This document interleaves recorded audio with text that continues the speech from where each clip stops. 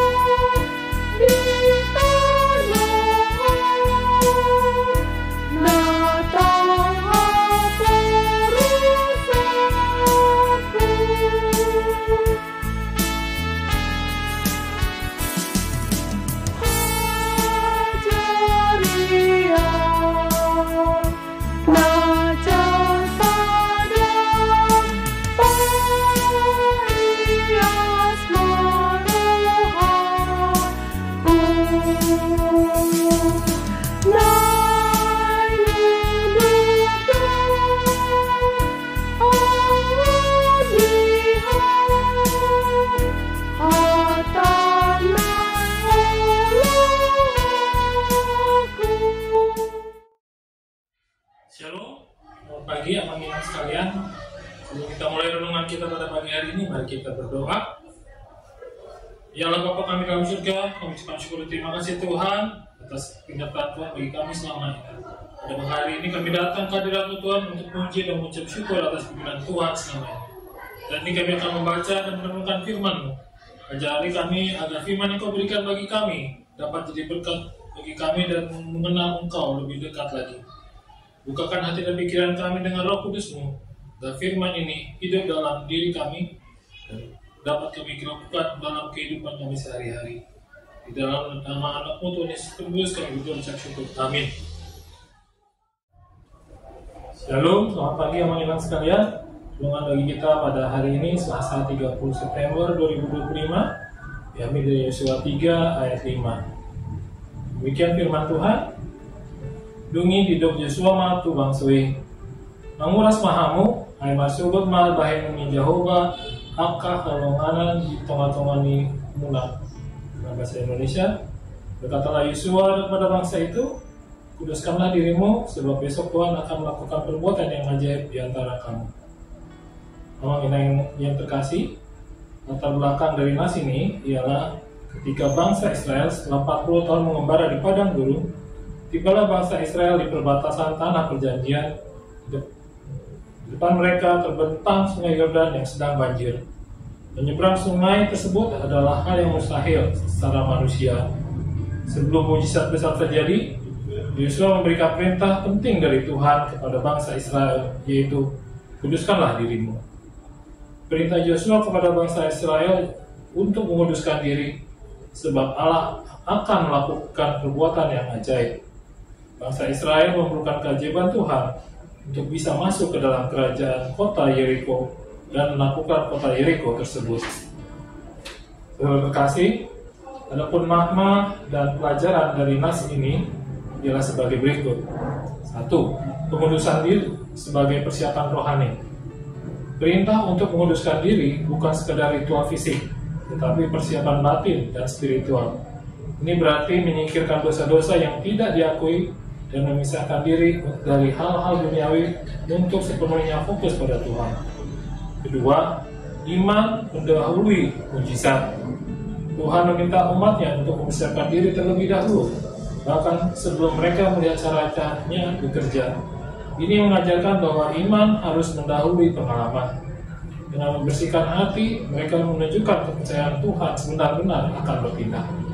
Ketiga, mujizat Tuhan membutuhkan respon dari kita.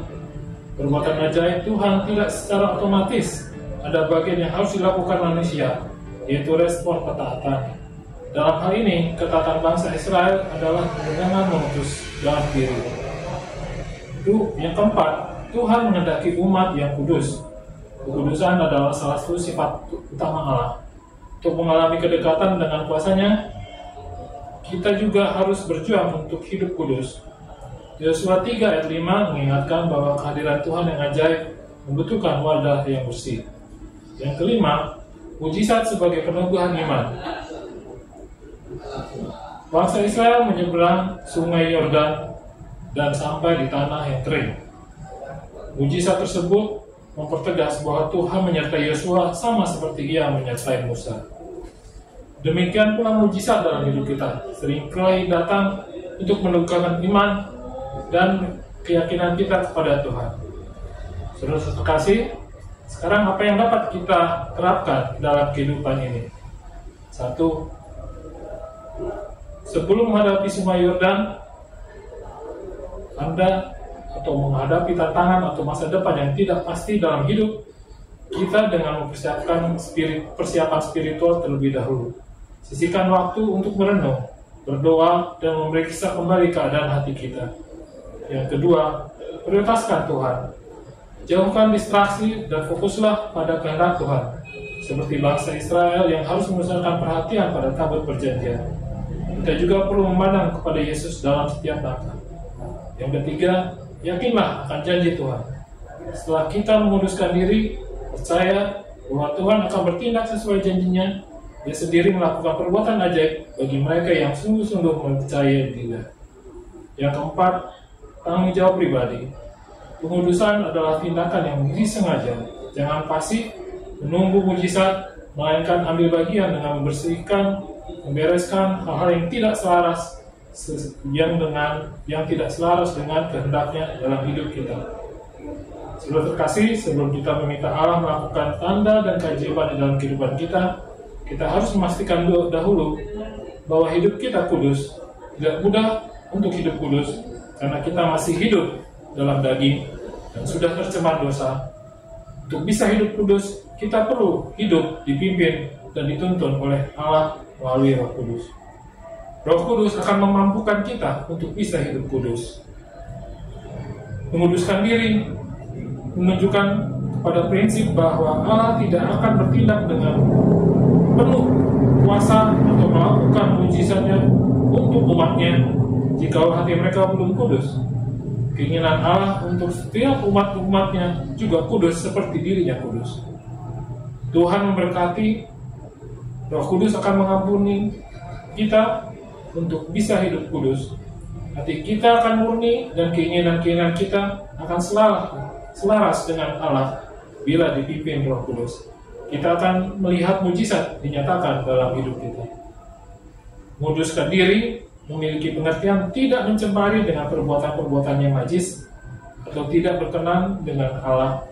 Menguduskan diri juga berbicara tentang hati atau keinginan yang selaras dengan kehendak Allah.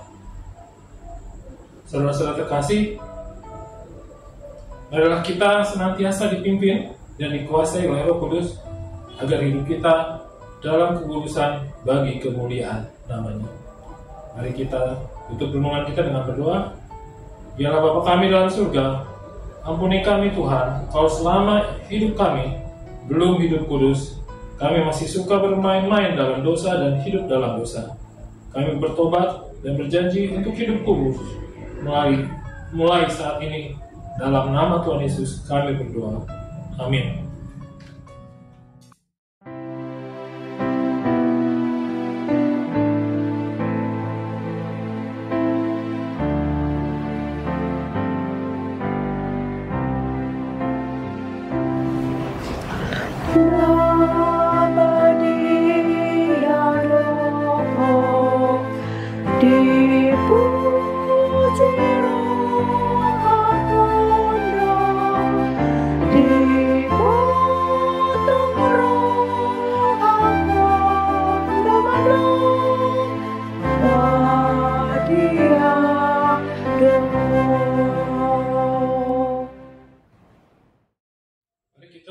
Seperti doa yang diajarkan Tuhan Yesus pada kita. Bapa kami yang di surga, dikuduskanlah nama-Mu, Datanglah kerajaan, jadilah kehendak-Mu di bumi seperti di surga. Berikanlah kepada kami pada hari ini makanan kami secukupnya, dan ampunilah dosa kami seperti kami juga telah mengampuni orang yang berdosa pada kami. Dan jangan membawa kami ke dalam pencobaan, tapi lepaskanlah kami daripada yang jahat. Karena Engkaulah yang punya kerajaan, kekuasaan, dan kemuliaan sampai selama-lamanya. Amin. Terimalah berkat dari Tuhan, kasih dan anugerah damai sejahtera dari Yesus Kristus, kasih Allah Bapa serta persekutuan di dalam Roh Kudus kiranya menyertai kita hari ini sampai selama-lamanya. Amin. Demikian renungan kita pagi ini. Selamat berkarya bagi Tuhan. Tetap semangat, tetap sehat. Salam Reformanda Masiha Holongan.